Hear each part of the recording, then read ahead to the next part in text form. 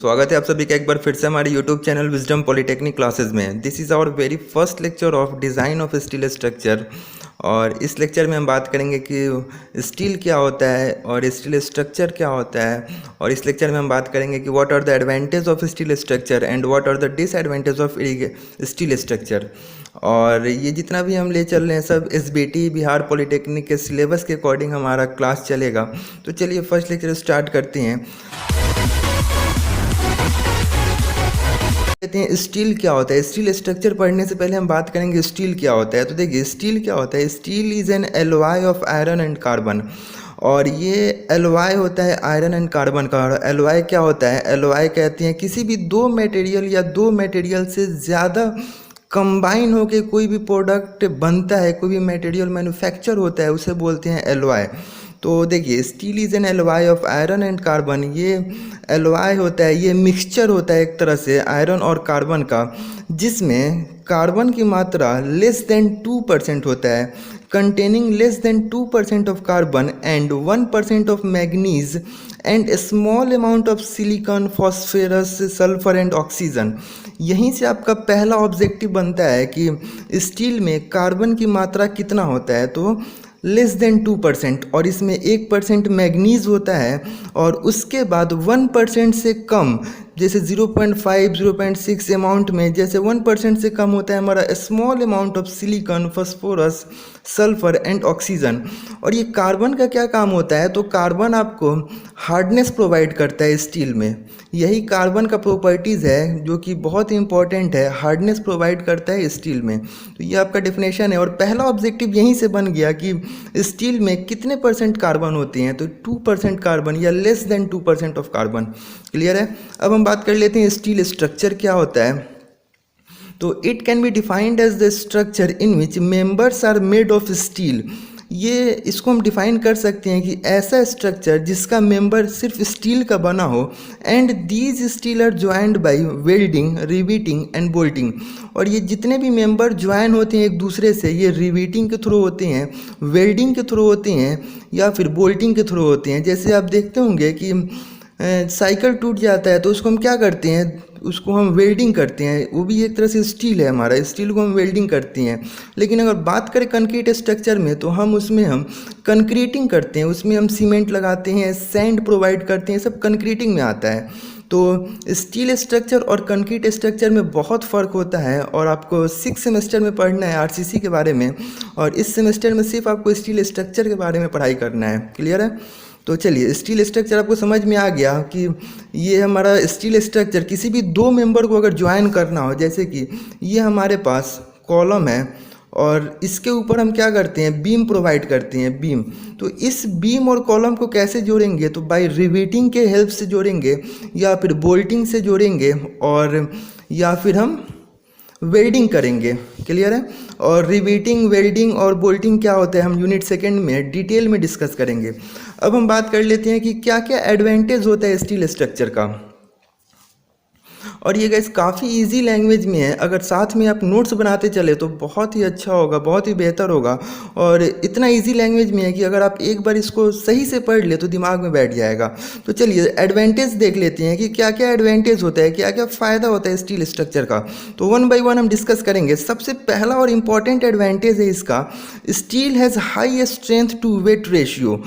Steel के पास wait, वज़न के हिसाब से, वज़न के रेशियो से इसके में ज़्यादा स्ट्रेंथ होता है। जैसे it means it has high strength per unit mass. इसके अंदर हाई स्ट्रेंथ होता है पर यूनिट मास। चलिए इसको एग्जांपल से समझ लेते हैं कि इसका मतलब क्या है।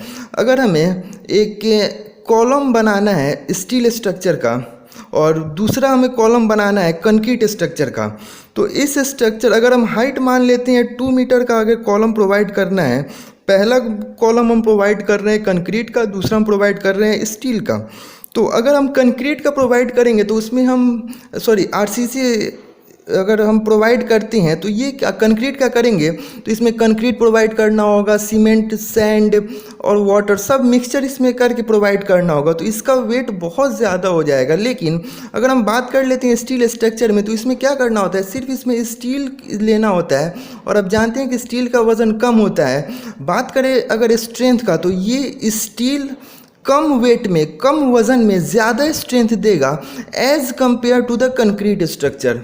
बस यही है कि हाई स्ट्रेंथ, इसके अंदर हाई स्ट्रेंथ रहता है टू वेट रेशियो के हिसाब से। सेकेंड हम बात कर लेते हैं, सेकेंड इसका एडवांटेज होता है स्टील इज़ फ्लेक्सिबल। स्टील क्या होता है? फ्लेक्सिबल होता है, so that it can easily change into different shape. इस स्टील क्या होता है? फ्लेक्सिबल होता है। अगर स्टील को हम हल्का हीट दे देंगे, टेम्परेचर बढ़ा देंगे, तो ये अपना शेप चेंज कर लेगा। तो इसीलिए ये फ्लेक्सिबल होता है, सो डैट इसको आसानी से हम किसी भी शेप में, जिस शेप में हमें ज़रूरत है उस शेप में इसको हम चेंज कर सकते हैं विदाउट लूजिंग इट्स प्रॉपर्टीज़। अगर इसको हम चेंज करेंगे किसी भी शेप में तो इसका प्रॉपर्टीज़ लूज नहीं करेगा। क्लियर है? थर्ड में देख लेते हैं, steel structure is very durable. Steel structure क्या होता है? बहुत लंबे समय तक टिकता है, so that it can resist external pressure. इसीलिए ये आसानी से बाहरी प्रेशर, जितना बिल्डिंग पे, स्ट्रक्चर पे लगता है स्टील स्ट्रक्चर पे, तो बाहरी प्रेशर को आसानी से रेसिस्ट कर सकता है। रेसिस्ट मतलब होता है रोकना, प्रतिरोध करना।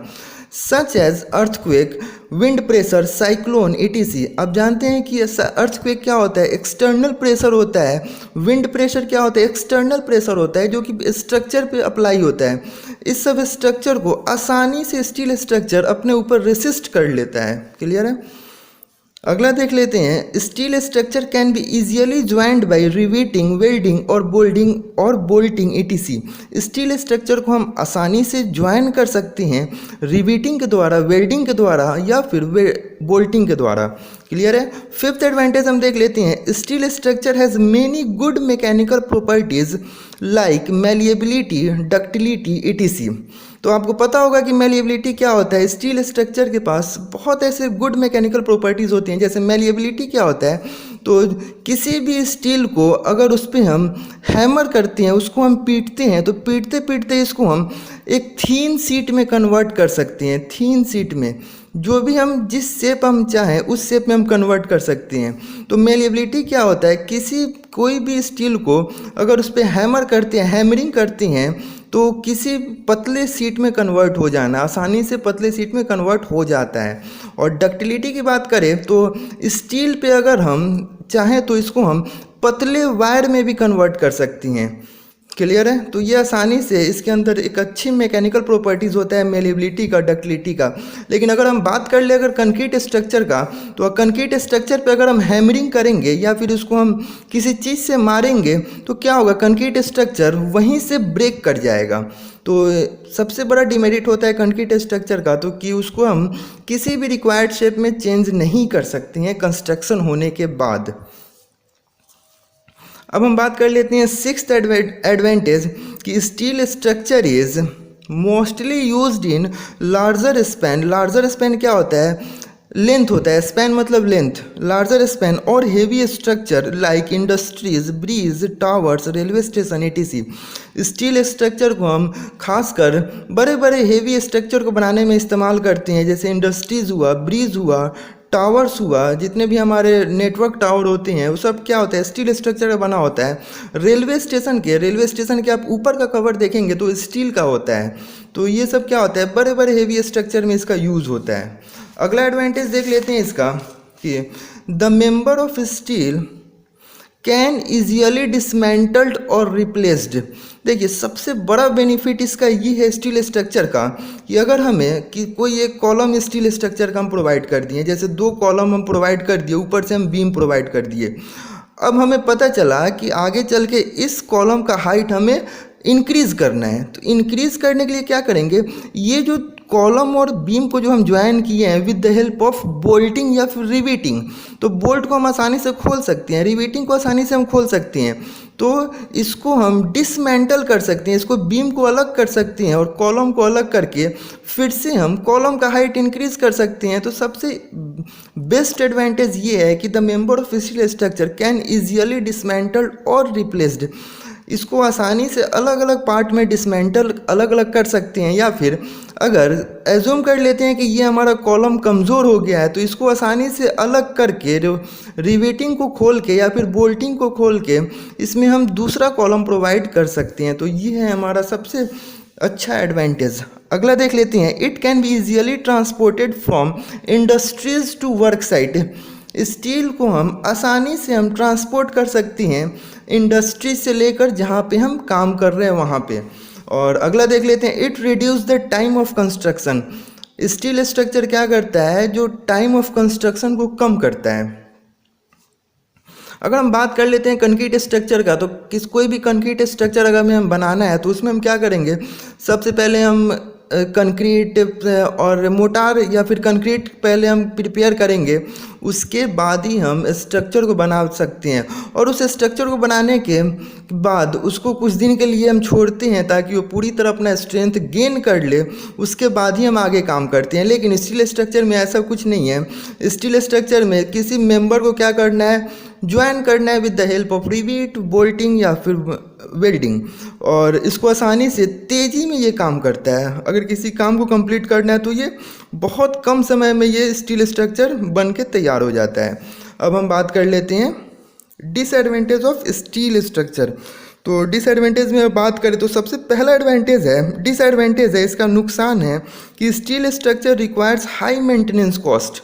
सबसे पहली बात कि स्टील स्ट्रक्चर का मेंटेनेंस कॉस्ट बहुत ज़्यादा है। अगर किसी स्ट्रक्चर में कोई ख़राबी आ जाए तो उसको रिपेयर करने के लिए, उसको मेंटेन करने के लिए हमें ज़्यादा कॉस्ट की ज़रूरत पड़ेगा। अगला डिसएडवांटेज देख लीजिए, बहुत ही कॉमन है, बहुत बच्चे जानते भी होंगे कि we know that steel is an alloy of iron. हम सबसे पहले लेक्चर के स्टार्टिंग में ही बात कर चुके हैं कि स्टील किसका अलॉय होता है, आयरन एंड कार्बन का। तो इसमें आयरन की मात्रा ज़्यादा होता है, so that it can be easily get corrosion और रस्ट। और आप लोगों को पता है कि आयरन आसानी से आयरन पे जंग लग जाता है और ये ख़राब हो सकता है। तो सबसे बड़ा डिसएडवांटेज यही है कि ये जैसे ही एटमॉस्फेयर के कांटेक्ट में आएगा, तो एटमॉस्फेयर में मॉइस्चर होता है और मॉइस्चर के कांटेक्ट में आएगा तो इस पर जंग लगना स्टार्ट हो जाएगा। और थर्ड हम देख लेते हैं कि इन high temperature steel can lose its properties. अगर किसी भी जगह का, अगर किसी भी एरिया में अगर हमें स्टील स्ट्रक्चर बनाना है और उस एरिया का अगर टेम्परेचर ज़्यादा है तो steel can lose its properties. तो स्टील क्या करेगा, अपना धीरे धीरे अपना प्रॉपर्टीज़ को लूज करना स्टार्ट कर देगा, मतलब कमज़ोर होना स्टार्ट हो जाएगा। क्लियर है। और फोर्थ डिसएडवांटेज ये है कि skilled labours are required in the construction of steel structure. अगर स्टील स्ट्रक्चर का कंस्ट्रक्शन करना है तो हमें क्या चाहिए, स्किल्ड लेवल चाहिए, मतलब पढ़ा लिखा वर्कर चाहिए। और कंक्रीट स्ट्रक्चर की बात करें तो उसमें अनस्किल्ड लेवल भी कंस्ट्रक्ट कर सकते हैं, लेकिन स्टील स्ट्रक्चर को कंस्ट्रक्ट करने के लिए, उसको स्टील स्ट्रक्चर को बनाने के लिए हमें पढ़ा लिखा लेबर या फिर वर्कर की ज़रूरत होगी। अगला डिसएडवांटेज बात कर लेते हैं। If the length of steel column increases the chances of buckling also increases. अगर किसी भी कॉलम है, ये फिर कॉलम हो गया, या फिर अगर इसका बीम का लेंथ या फिर कॉलम का लेंथ अगर हम इंक्रीज़ करेंगे तो इसमें क्या होगा, बकलिंग का चांस ज़्यादा होगा। और ये बकलिंग क्या होता है, तो बकलिंग होता है जैसे ये एक कॉलम है, अगर इसका हाइट ज़्यादा है तो ये क्या करेगा, ये ऐसे मुड़ने लगेगा। क्लियर है, ये ऐसे मुड़ने लगेगा। जैसे आप एग्जांपल ले लीजिए पतंग का, तो अगर आप पतंग उड़ाते हैं तो जब पतंग अगर कम डिस्टेंस पे रहता है, तो देखिएगा धागा स्ट्रेट रहता है, बिल्कुल स्ट्रेट, कम डिस्टेंस पे। लेकिन इसी डिस्टेंस को जब आप इंक्रीज़ कर देते हैं तो क्या होता है कि ये जो धागा होता है ये नीचे की तरफ झुक जाता है, और ये यहाँ तक, ये जो नीचे की तरफ झुक गया इसी को बोला जाता है बकलिंग। अपने ओरिजिनल पोजीशन से रिमूव हो जाना, हट जाना, उसको बोला जाता है बकलिंग। क्लियर है। तो ये भी एक बड़ा डिसएडवांटेज है।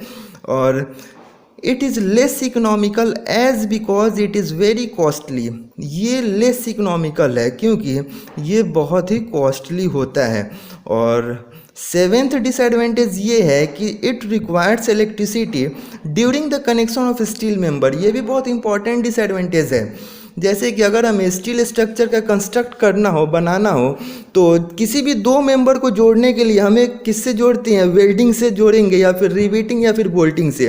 तो ये वेल्डिंग जब तक इलेक्ट्रिसिटी आप प्रोवाइड नहीं करेंगे तब तक वेल्डिंग नहीं हो पाएगा। तो ये भी एक बहुत बड़ा डिमेरिट है स्टील स्ट्रक्चर का। लेकिन बात करें अगर कंक्रीट स्ट्रक्चर का, तो हमें किसी भी चीज़ का इलेक्ट्रिसिटी का ज़रूरत नहीं होता है। तो ये तो था हमारे पास advantage and disadvantage of steel structure. और एंड आई होप कि आप लोग को अच्छे से समझ में आया होगा। और इसके अगले लेक्चर में हम बात करेंगे कि कितने तरह का लोड होता है स्टील स्ट्रक्चर पे। और इसके अगले लेक्चर में हम बात करेंगे कि टाइप्स ऑफ स्टील सेक्शन। तो वीडियो अगर सही लगे तो वीडियो को लाइक ज़रूर कीजिएगा और अपने दोस्तों के साथ शेयर ज़रूर करिए।